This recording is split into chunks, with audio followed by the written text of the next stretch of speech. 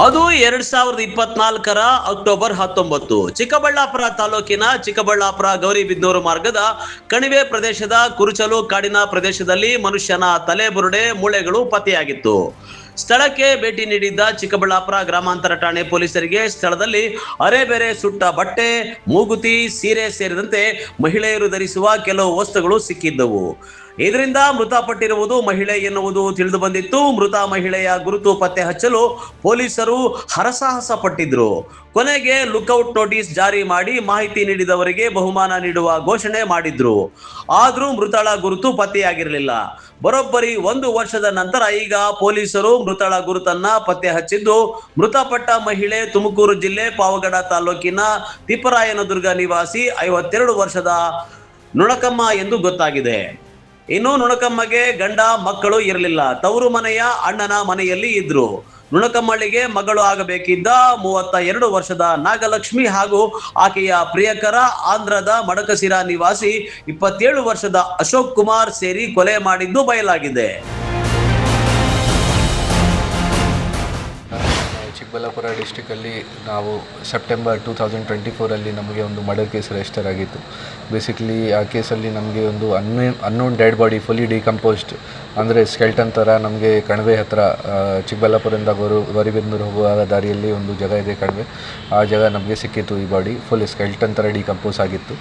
ಆ ಟೈಮ್ಗೆ ನಾವು ಇದು ಮರ್ಡರ್ ಇರಬೇಕು, ಮೊದಲಿಂದ ಸ್ಟಾರ್ಟಿಂಗಿಂದ ಏನಾದರೂ ಅನುಮಾನ ಇತ್ತು. ಈ ಕಾರಣ ಬಗ್ಗೆ ನಾವು ಅದನ್ನು ಮರ್ಡರ್ ಕೇಸ್ ಥರ ರಿಜಿಸ್ಟರ್ ಮಾಡಿ ಇನ್ವೆಸ್ಟಿಗೇಷನ್ ಸ್ಟಾರ್ಟ್ ಮಾಡಿದ್ದೀವಿ. ಆ ಟೈಮ್ಗೆ ನಾವು ಸಿನ್ಸ್ ಈ ಬಾಡಿ ಫುಲ್ಲಿ ಡಿಕಂಪೋಸ್ ಆಗಿತ್ತು, ಈ ಕಾರಣ ಬಗ್ಗೆ ಐಡೆಂಟಿಫಿಕೇಷನ್ಗೆ ತುಂಬ ಕಷ್ಟ ಆಗಿದೆ. ಸರಿಯಾಗಿ ಥರ ನಮಗೆ ಐಡೆಂಟಿಫಿಕೇಷನ್ ಮಾಡೋಕ್ಕೆ ಆಗಲ್ಲ ಬಾಡಿ ಯಾರ್ದು ಇದೆ.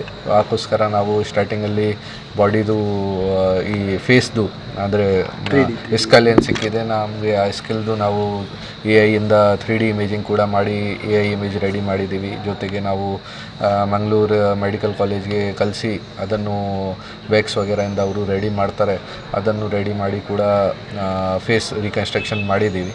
ಆಮೇಲೆ ಪಬ್ಲಿಕ್ಕಿಂದ ಮತ್ತು ಮೀಡಿಯಾ ಕಡೆಯಿಂದ ಸುಮಾರು ಕಡೆಯಿಂದ ನಾವು ಮಾಹಿತಿ ಕಲೆಕ್ಟ್ ಮಾಡೋಕ್ಕೆ ಪ್ರಯತ್ನ ಮಾಡಿದ್ದೀವಿ. ಪೋಸ್ಟರ್ಸ್ ವಗೇರೆ ರಿಲೀಸ್ ಮಾಡಿ ಈ ವಿಚಾರ ಬಗ್ಗೆ ಯಾವುದು ಮಾಹಿತಿ ಇದೆ ಅದನ್ನು ಶೇರ್ ಮಾಡಬೇಕು ನಮ್ಮ ಜೊತೆ.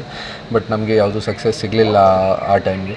ಆಮೇಲೆ ಮೂರ್ಛೆ ರೋಗ ಬರ್ತಿದ್ದ ನುಣಕಮ್ಮಳನ್ನು ಆಸ್ಪತ್ರೆಯಲ್ಲಿ ಚಿಕಿತ್ಸೆ ಕೊಡಿಸುವುದಾಗಿ ನಂಬಿಸಿ ಒಂದೇ ಬೈಕ್ನಲ್ಲಿ ಕರೆದುಕೊಂಡು ಸೆಪ್ಟೆಂಬರ್ 20 ಚಿಕ್ಕಬಳ್ಳಾಪುರದ ಅರಣ್ಯದವರೆಗೆ ಕರೆದುಕೊಂಡು ಅರಣ್ಯದಲ್ಲಿ ಕೊಂದು ಶವ ಬಿಸಾಡಿ ಹೋಗಿದ್ರು. ಮೃತಳ ಬಳಿ ಇದ್ದ ಮನೆಯ ಬೀರುವಿನ ಬೀಗ ತೆಗೆದುಕೊಂಡು ಆಕೆಯ ಮನೆಯಲ್ಲಿದ್ದ ಹಣ, ಚಿನ್ನಾಭರಣ ಕಳ್ಳತನ ಮಾಡಿ ನೆಮ್ಮದಿಯಾಗಿದ್ರು.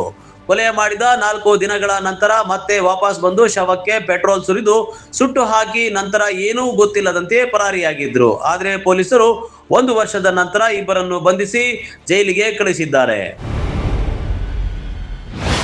ನಮ್ಮದು ಆಂಧ್ರ ಬಾರ್ಡರ್ ಕೂಡ ಇದೆ. ಸೊ ಅಕ್ಕಪಕ್ಕ ನಮ್ಮ ಸೆಂಟ್ರಲ್ ರೇಂಜ್ದು ಡಿಸ್ಟ್ರಿಕ್ಸ್ ಮತ್ತು ಅಕ್ಕಪಕ್ಕ ಡಿಸ್ಟ್ರಿಕ್ಸ್ದು ಕೂಡ ಮಿಸ್ಸಿಂಗ್ ಕೇಸಸ್ ಎಲ್ಲ ರಿವ್ಯೂ ಮಾಡಿದ್ದೀವಿ. ಸೊ ಆಮೇಲೆ ಈಗ ನಮಗೆ ಈ ಕೇಸ್ದು ಪತ್ತೆ ಆಗಿದೆ. ಬೇಸಿಕ್ಲಿ ಈ ಕೇಸಲ್ಲಿ ಯಾರು ಡಿಸೀಸ್ ಲೇಡಿ ಇತ್ತು ಅವರಿಗೆ ನಾವು ಫಸ್ಟ್ ಐಡೆಂಟಿಫೈ ಮಾಡಿದ್ದೀವಿ. ಇದು ತುಮಕೂರು ಡಿಸ್ಟ್ರಿಕ್ಟ್ ವಾಯನ್ ಹೊಸಕೋಟೆ ಸ್ಟೇಷನಲ್ಲಿ ಅದೇ ವರ್ಷ ಸೆಪ್ಟೆಂಬರ್ 2024 ಒಂದು ಮಿಸ್ಸಿಂಗ್ ಕೇಸ್ ರಿಜಿಸ್ಟರ್ ಆಗಿತ್ತು. ಅರೌಂಡ್ 52 ಇಯರ್ಸ್ ಒಬ್ಬರು ಲೇಡಿ ನುಣಕಮ್ಮ ಅವರು ಮಿಸ್ಸಿಂಗ್ ಆಗಿದ್ದಾರೆ. ಅವ್ರ ಫ್ಯಾಮಿಲಿ ಮೆಂಬರ್ಸ್ ಅಂದರೆ ಈ ಲೇಡಿದು ಹಸ್ಬೆಂಡ್ ಇಲ್ಲ, ಮಕ್ಕಳು ಇಲ್ಲ. ಸೊ ಇವರು ಎಲ್ಲ ತವ್ರ ಮನೆಯಲ್ಲಿ ಇತ್ತು, ಅವರ ಬ್ರದರ್ ಮನೆಯಲ್ಲಿ ಅವ್ರ ಜೊತೆಗೆ ಇತ್ತು ಸುಮಾರು ವರ್ಷದಿಂದ. ಸೊ ಇವರ ಮೇಲೆ ಒಂದು ಮಿಸ್ಸಿಂಗ್ ಕಂಪ್ಲೇಂಟ್ ಕೊಟ್ಟಿದ್ದಾರೆ कि ಇವರು ಮಿಸ್ಸಿಂಗ್ ಆಗಿದ್ದಾರೆ 20th ಸೆಪ್ಟೆಂಬರ್ 2024 ಸೊ ಆ ವಿಚಾರ ಬಗ್ಗೆ ಇದು ಮಿಸ್ಸಿಂಗ್ ಕೇಸ್ ರಿಜಿಸ್ಟರ್ ಆಗಿತ್ತು. ಈ ಮಿಸ್ಸಿಂಗ್ ಕಂಪ್ಲೇಂಟ್ ಯಾವಾಗ ನಮ್ಮ ಗಮನಕ್ಕೆ ಬಂದಿದೆ ಮತ್ತು ತುಮಕೂರು ವಾಯನ್ ಹೊಸಕೋಟೆ ಸ್ಟೇಷನ್ದವರು ಕೂಡ ನಮಗೆ ತುಂಬ ಸಹಕಾರ ಮಾಡಿ ಇದು ಸಸ್ಪಿಷಿಯಸ್ ಥರ ಕಾಣಿಸ್ತದೆ ನಮ್ಮ ಜೊತೆ ಮಾಹಿತಿ ಶೇರ್ ಮಾಡಿದ್ದಾರೆ. ಆಮೇಲೆ ಅವರು ಈ ಕೇಸಲ್ಲಿ ಫ್ಯಾಮಿಲಿ ಮೆಂಬರ್ಸ್ಗೆ 2 ಜನ ಮೇಲೆ ಡೌಟ್ ಇತ್ತು. ಅವರು ಕೂಡ ಅವ್ರದ್ದು ಪರಿಚಯದವರು ಇದ್ದಾರೆ, ಅವ್ರ ಜೊತೆ ಏನು ದುಡ್ಡು ವಗೇರದು ಕೂಡ ವ್ಯವಹಾರ ಇತ್ತು ಮತ್ತು ರೆಗ್ಯುಲರಾಗಿ ಮನೆಗೆ ಬರ್ತಾಯಿತ್ತು. ಬಟ್ ಈಗ ರೀಸೆಂಟಾಗಿ ಮನೆಗೆ ಬರೋಕ್ಕೆ ಸ್ಟಾಪ್ ಮಾಡಿದ್ದಾರೆ ಮತ್ತು ಬೇರೆ ಕೇಸಲ್ಲಿ ಇನ್ವಾಲ್ವ್ ಆಗಿ ಜೈಲಿಗೆ ಹೋಗಿದ್ದಾರೆ. ಈ ಕಾರಣ ಬಗ್ಗೆ ಮನೆಯದವರಿಗೆ ಸ್ವಲ್ಪ ಅವ್ರ ಮೇಲೆ ಅನುಮಾನ ಬಂತು. ಅವರು ಕೂಡ ಲೋಕಲ್ ಪೊಲೀಸ್ಗೆ ಇನ್ಫಾರ್ಮ್ ಮಾಡಿ ಇವರ ಮೇಲೆ ಅನುಮಾನ ಇದೆ, ಇವರ ಮೇಲೆ ನೀವು ಪರಿಶೀಲನೆ ಮಾಡಬೇಕು ಈ ಥರ ರಿಕ್ವೆಸ್ಟ್ ಮಾಡಿದ್ದಾರೆ ಪೊಲೀಸ್ದವರಿಗೆ. ಅದೇ ಟೈಮ್ಗೆ 2 ಜನ ಆರೋಪಿ ನಮಗೆ ಯಾರು ಸಿಕ್ಕಿದ್ದಾರೆ, ಒಬ್ಬರು ಹೆಂಗಸರು ಒಬ್ಬರು ಗಂಡಸರು. ಇವರು ಮಡಿಕ್ಷರ ಅಲ್ಲಿ 25 ಇವರ ಮೇಲೆ ಒಂದು ಮರ್ಡರ್ ಕೇಸ್ ರಿಜಿಸ್ಟರ್ ಆಗಿದೆ ಮತ್ತು ಒಂದು ರಾಬರಿ ಕೇಸ್ ರಿಜಿಸ್ಟರ್ ಆಗಿದೆ. ಈ 2 ಕೇಸಲ್ಲಿ ಅವರು ಜೈಲಲ್ಲಿ ಇತ್ತು.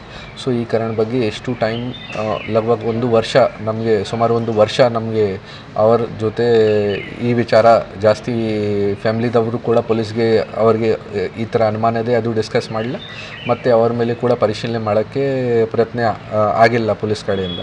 ಆಮೇಲೆ ಯಾವಾಗ ಇವರು ರಿಲೀಸ್ ಆಗಿ ಮತ್ತೆ ಬಂದಿದ್ದಾರೆ ಆ ಟೈಮ್ಗೆ ಫ್ಯಾಮ್ಲಿದವರು ಬಂದು ನಮಗೆ ಇವರ ಮೇಲೆ ಅನುಮಾನ ಇದೆ ಅವರು ಬಂದು ರಿಕ್ವೆಸ್ಟ್ ಮಾಡಿದ್ದಾರೆ ಪೊಲೀಸ್ಗೆ ಪರಿಶೀಲನೆ ಮಾಡೋಕ್ಕೆ. ಸೊ ನಮ್ಮ ಬಾಯನ್ ಹೊಸಪೇಟೆ ಪೊಲೀಸ್ದವರು ನಮಗೆ ಕೂಡ ಇನ್ಫಾರ್ಮ್ ಮಾಡಿದ್ದಾರೆ ಮತ್ತು ಅವರು ಕೂಡ ಪರಿಶೀಲನೆ ಮಾಡಿದ್ದಾರೆ. ಆಮೇಲೆ ನಮ್ಮ ಚಿಕ್ಕಬಳ್ಳಾಪುರ DSP ನೇತೃತ್ವದಲ್ಲಿ ನಮ್ಮ ಸರ್ಕಲ್ ಇನ್ಸ್ಪೆಕ್ಟರ್ ಈ 2 ಜನ ಆರೋಪಿಗೆ ಅಲ್ಲಿಂದ ಕರ್ಕೊಂಡ್ಬಂದು ಅವರದ್ದು ಪರಿಶೀಲನೆ ಮಾಡಿದ್ದಾರೆ. ಟೋಟಲ್ 2 ಜನ ಆರೋಪಿ ಈ ಕೇಸಲ್ಲಿ ನಮಗೆ ಸಿಕ್ಕಿದೆ, ಅವರು ಕೂಡ ಒಪ್ಕೊಂಡಿದ್ದಾರೆ. ಮತ್ತು ಎಲ್ಲ ನಾವು ರೀಕ್ರಿಯೇಟ್ ಮಾಡಿದ್ದೀವಿ ಸೀನ್ಕಿ ಹೇಗೆ ಇದು ಎಲ್ಲ ಆಫೆನ್ಸ್ ಆಯಿತು. ಸೊ ಬೇಸಿಕ್ಲಿ ಇವರ ಪ್ರಕಾರ ಇವರದ್ದು ಮೊದಲಿಂದ ಪರಿಚಯ ಇತ್ತು. ಈ ಒಬ್ಬರು ಆರೋಪಿ ಅಶೋಕ್ ಕುಮಾರ್ ಇವರದ್ದು ಅರೌಂಡ್ 27 ಇಯರ್ಸ್ ಏಜ್ ಇದೆ. ಆರೋಪಿಗಳು ಚಾಪೆ ಕೆಳಗೆ ತೂರಿದ್ರೆ ಪೊಲೀಸರು ರಂಗೋಲಿ ಕೆಳಗೆ ತೂರಿ ಪ್ರಕರಣವನ್ನ ಭೇದಿಸಿದ್ದಾರೆ. ಆದರೆ ಆರೋಪಿ ನಾಗಲಕ್ಷ್ಮಿ ಹಣ, ಚಿನ್ನಾಭರಣ ಹಾಗೂ ಚೀಟಿ ಹಣಕ್ಕೆ ಪ್ರಿಯಕರನ ಜೊತೆ ಸೇರಿ ಸ್ವಂತ ಚಿಕ್ಕಮ್ಮಳನ್ನ ಕೊಂದು ನಾಟಕವಾಡಿದ್ದು ಮಾತ್ರ ವಿಪರ್ಯಾಸ. ಕ್ಯಾಮರಾ ಪರ್ಸನ್ ಪ್ರವೀಣ್ ಜೊತೆ ಕಳವಾರ ಅರುಣ್, MMTV ನ್ಯೂಸ್, ಚಿಕ್ಕಬಳ್ಳಾಪುರ.